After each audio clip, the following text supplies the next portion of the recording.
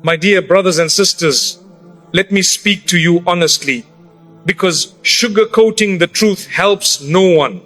If your life feels stuck, if you are repeating the same year again and again, if your potential is sleeping while time is running, it is not because Allah deprived you. It is because somewhere along the way, you accepted average. And the most dangerous thing about average is this: it feels safe. It doesn't shout. It doesn't warn you. It quietly steals your years. Today, I am not here to motivate you. I'm here to wake you up. Because average is not fate. Average is a decision. True discipline is what separates the excuses from the serious. My dear brothers and sisters, let us be very honest with ourselves for a moment. Many people love making dua. They love raising their hands. They love saying, Ya Allah, give me success. Ya Allah, change my situation. Ya Allah, make my life better. But when it comes to discipline, when it comes to effort, when it comes to consistency, suddenly there are excuses. They want the result without the process. They want the destination without the journey. And that is not how Allah designed this world. Allah is Al-Hakim, the most wise. He did not attach outcomes to wishes. He attached outcomes to action. Dua is powerful, yes. Dua can change destiny, yes. But dua was never meant to replace effort. Dua was meant to support effort. My dear brothers and sisters, dua without action is not tawakkul, it is self-deception. Tawakkul is when you tie your camel and then trust Allah. Tawakkul is when you wake up on time, do what is required of you, struggle against your laziness, and then say, Ya Allah, I have done my part, now I rely on you. Look at how Allah responds. He does not respond to laziness dressed as faith. He responds to sincerity, effort, and consistency. When Allah sees you trying, truly trying, even if you stumble, even if you are slow, He puts barakah in your steps. But when Allah sees excuses repeated day after day, nothing changes because you chose not to change. This is why discipline is so important. Discipline is doing what needs to be done even when you do not feel like it. Discipline is praying on time even when you are tired. Discipline is lowering your gaze even when temptation is strong. Discipline is working on your goals even when motivation disappears. Motivation is unreliable. Feelings are unreliable. Mood is unreliable. If your obedience to Allah and your effort in life depend on how you feel, then you will be inconsistent for the rest of your life. You don't need another motivational video. You don't need another emotional reminder. You need routines that don't depend on your mood. When Fajr comes, discipline wakes you up. When it is time to work, discipline keeps you focused.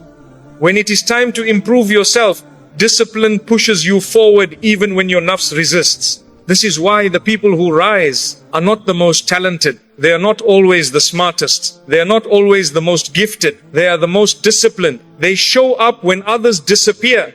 They stay consistent when others quit. They continue when others complain. Talent without discipline dies young. Dua without discipline remains unanswered in the dunya. And let me be clear here. Discipline is not something you are born with. Discipline is trained, it is built, it is earned through repetition. At first it is uncomfortable, at first it feels heavy. But over time, discipline becomes your strength, it becomes your shield against laziness, it becomes your protection from regret. Some people say, I'm just not disciplined.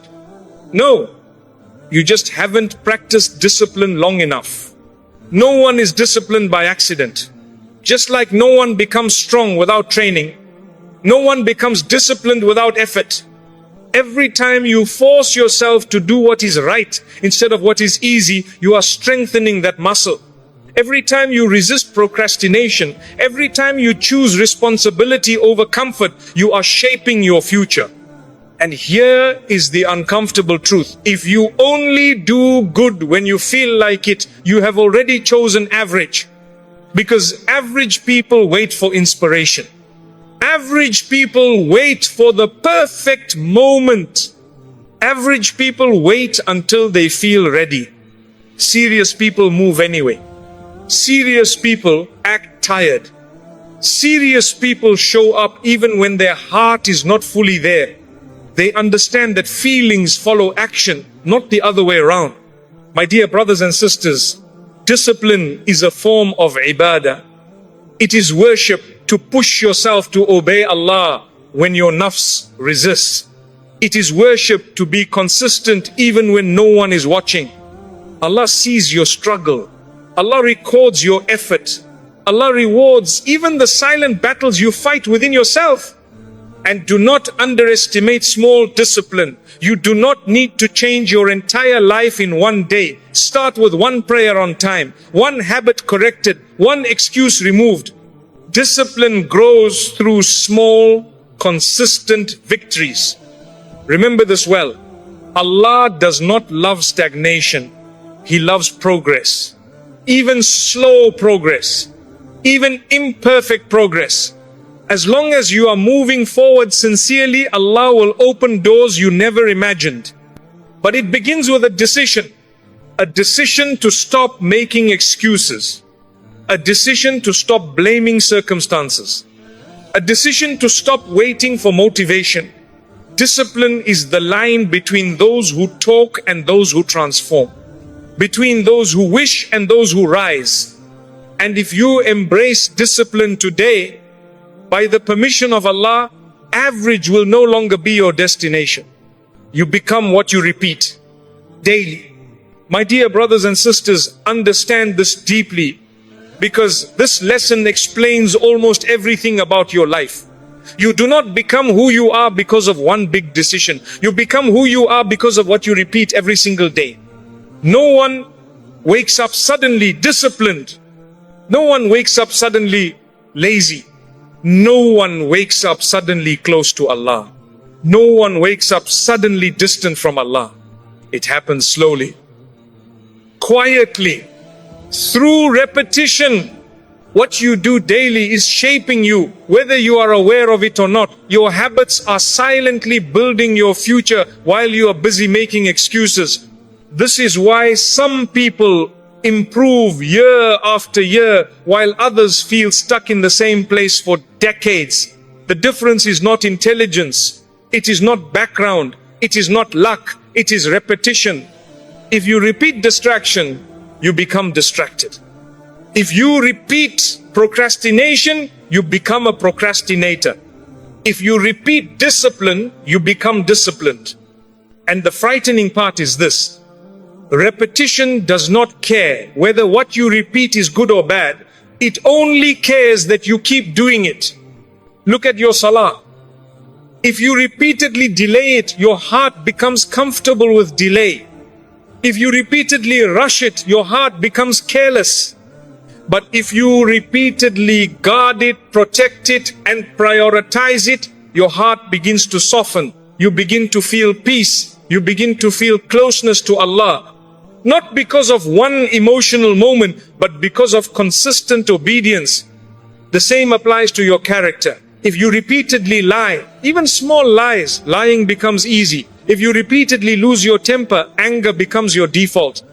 If you repeatedly complain, negativity becomes your personality.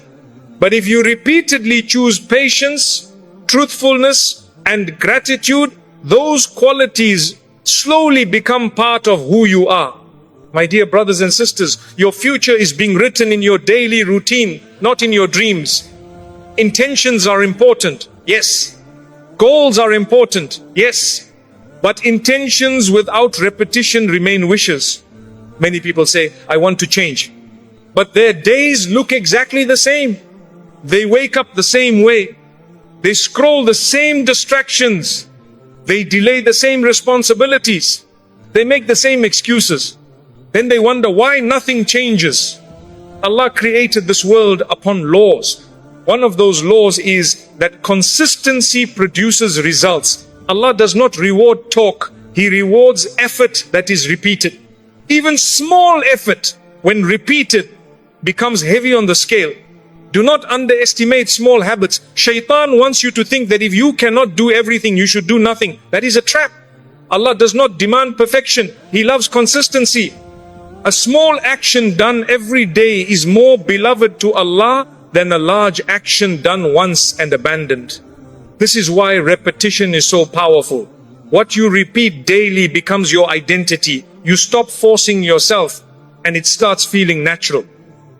At first, discipline feels heavy. At first, worship feels difficult. At first, self-control feels uncomfortable. But repetition changes that. Over time, your nafs becomes trained. What was once difficult becomes normal. What was once heavy becomes light. And the opposite is also true. Sin becomes easy when repeated. Neglect becomes comfortable when repeated. Disobedience stops feeling dangerous when repeated. That is why Allah warns us about persistence in sin, not just sin itself. Because repetition hardens the heart.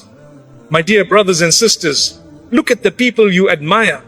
Those who are strong in deen, those who are disciplined, those who are productive, those who have calm hearts. You will not find magic in their lives. You will find routines. You will find consistency. You will find repetition of good choices, even on days they did not feel like it. They did not become strong overnight.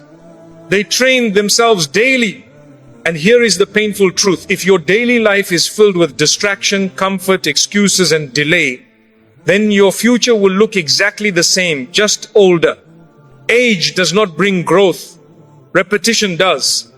Some people grow wiser with time.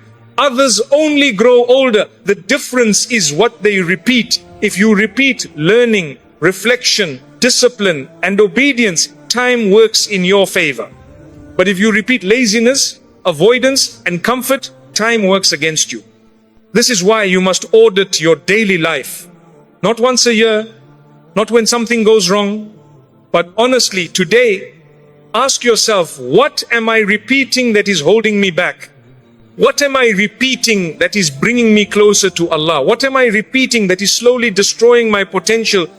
Do not lie to yourself. Allah already knows the truth. This self-awareness is mercy. It is Allah giving you a chance to correct your direction before regret arrives. Change does not start with a dramatic moment. It starts with a small decision repeated consistently. One prayer protected daily, one habit removed, one discipline enforced, one excuse eliminated.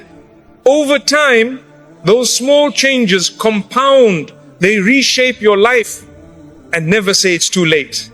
As long as you are breathing, repetition can still work in your favor. Allah is most merciful. The door is open. But you must walk toward it daily, not just speak about it.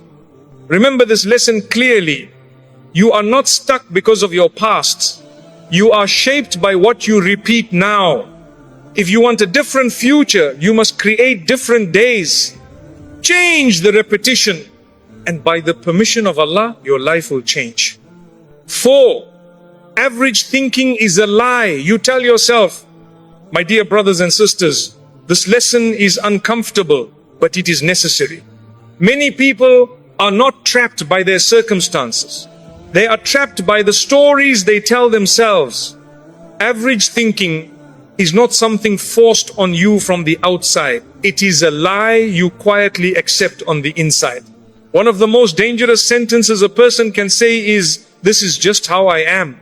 That sentence sounds harmless, but it is poison. It shuts the door to growth. It gives your weaknesses permission to stay. It makes laziness feel permanent and excuses feel justified.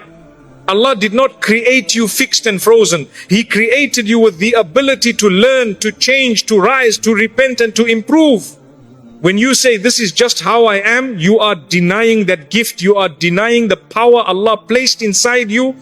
Average thinking convinces you that improvement is for others, not for you. It whispers, "You're not disciplined. You're not smart enough. You've always been like this. Change is too hard." And slowly, without realizing it, you stop trying. But let me be very clear. Humility is not telling yourself you are incapable. Contentment is not accepting stagnation. Gratitude is not staying the same forever. Allah loves humility, yes, but He does not love self-defeat. He loves gratitude, but He also loves growth.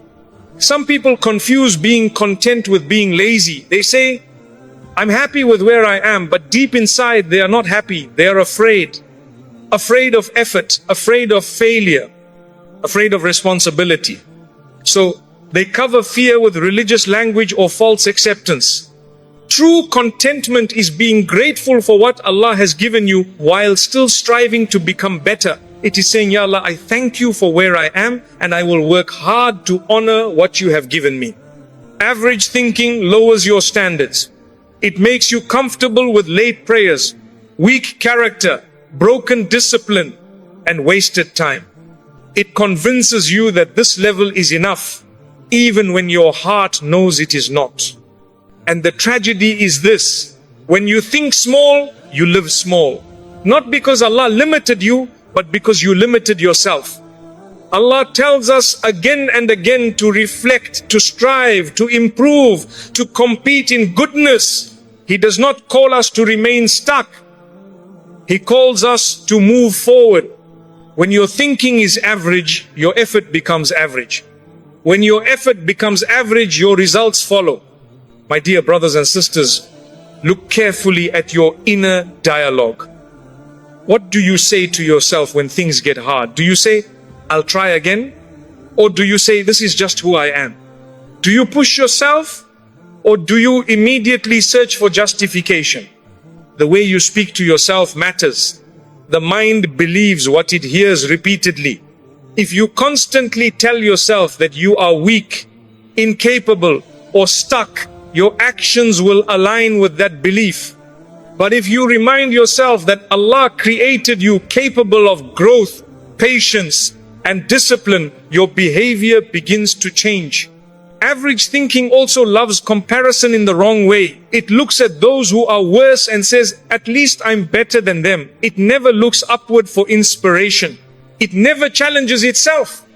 It stays comfortable by lowering the bar. But serious people compare upward, not with jealousy, but with reflection. They say, if they improved, why can't I? They understand that Allah distributes abilities differently, but effort is available to everyone. Another lie average thinking tells you is that change must be dramatic to matter. This stops people from starting. They think, if I can't change everything, why change anything? That thought keeps millions of people stuck for life. Allah does not demand instant transformation. He loves gradual improvement. He loves the servant who stumbles but keeps walking. Average thinking waits for the perfect moment. Serious thinking starts with what is possible today. And let me warn you of something very dangerous. Average thinking hardens over time. The longer you accept it, the more it feels normal. What once bothered your conscience stops bothering you. What once felt wrong starts feeling acceptable. This is how people drift away slowly without noticing. That is why self-awareness is mercy. When Allah allows you to feel discomfort about your level, it is not punishment, it is an invitation. It is Allah saying, you were made for more. Do not silence that voice. Do not numb it with distraction. Do not bury it with excuses. Listen to it. That discomfort is the beginning of growth. My dear brothers and sisters, break the lie today. You are not stuck because you are incapable. You are stuck because you believed a story that was never true. Change the story and slowly your actions will change. Change your thinking and your standards will rise. Raise your standards and your life will follow. Allah did not create you to blend in with average. He created you to worship Him with excellence, to live with purpose, and to strive with sincerity. When you reject average thinking, you are not becoming arrogant. You are honoring the trust Allah placed inside you. And remember this clearly. The biggest prison is not poverty, failure, or hardship. The biggest prison is a mind that has accepted average as its limit. Free your thinking, and by the permission of Allah, your life will begin to rise. 5. The company you keep decides your ceiling. My dear brothers and sisters, This lesson is one of the most ignored, yet one of the most decisive in your life. Many people work hard, make dua, attend reminders, and still feel stuck. Not because they lack effort, but because they are surrounded by the wrong influence. The company you keep does not just affect your mood, it quietly sets the ceiling of your growth. You may not realize it, but the people around you are shaping your standards every single day. What they laugh at becomes normal to you. What they tolerate becomes acceptable to you. What they fear slowly becomes your fear. This is why the Prophet ﷺ warned us clearly about companionship. Not to isolate ourselves, but to be conscious. If everyone around you is comfortable being average, you will struggle to rise without resistance. Not always because they want to hold you back, but because your growth threatens their comfort. When you change, you remind them that change is possible. And that makes some people uncomfortable. So what happens? They mock discipline. They call effort extreme. They label consistency as doing too much. Slowly they make you feel strange for wanting more. Not more dunya alone, but more purpose, more excellence, more closeness to Allah. And if you are not careful, you begin to shrink yourself to fit in. My dear brothers and sisters, understand this deeply. You do not rise to the level of your goals. You fall to the level of your environment. If your environment is weak, your discipline will constantly be under attack. If your environment is careless, your standards will slowly drop. Look at how conversations shape you. Are the people around you always complaining, always gossiping, always wasting time, always making excuses? If so, that mindset will enter you whether you like it or not. Even if you resist at first, repetition wears you down. On the other hand, when you sit with people who value time, you become aware of time. When you sit with people who take salah seriously, you feel uncomfortable delaying it. When you sit with people who push themselves, your excuses start sounding weak even to yourself. This is why righteous company is not a luxury, it is protection. And let me be very honest here, sometimes growth requires distance, not arrogance, not hatred, not cutting people off with pride, but intentional distance to protect your iman, your discipline, and your future. Some people cannot grow in the same environment that shaped their weakness. And that is not a sin, that is wisdom. You don't need many people, you need the right people. Even one person who reminds you of Allah, who challenges your laziness, who doesn't clap for your excuses, that one person can change your direction. But here is the difficult part. You must also become the kind of person you want to be surrounded by. You cannot demand discipline from others while living carelessly yourself. You cannot expect strong company while offering weak standards. Growth begins with personal responsibility. Choose effort over comfort. Choose growth over stagnation. Because average isn't an accident. It's a decision. And today, you get to decide.